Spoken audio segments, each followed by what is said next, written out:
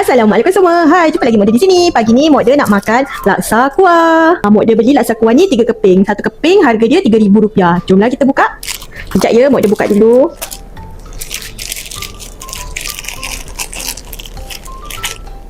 Kita tuang kuah laksa. Kita gaul dulu laksa ni. Dalam laksa ni dia ada timun dan juga ada sambal belacan. Sambal belacan tu kat belah bawah dia letak. Ni dia punya sambal belacan, nampak tu? Dekat timun tu ada macam cili-cili, tu sambal belacan dia. Laksa ni diperbuat daripada tepung sagu. Sedap tau. Cepat makan semua. Bismillahirrahmanirrahim. Sedap ya.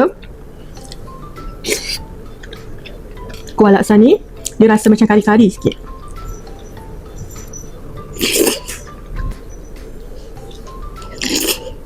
Sedap ya.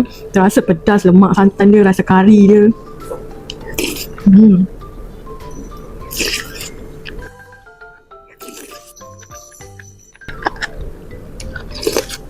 Selain laksa goreng, laksa kuah ni pun bila korang datang Riau, wajib cuba. Sebab rasa dia sedap.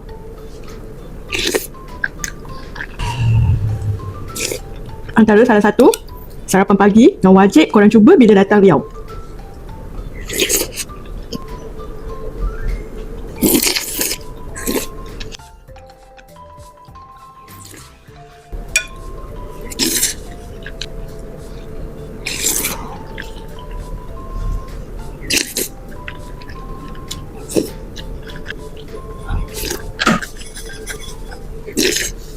Kuah dia ni sedap ni. Duduk.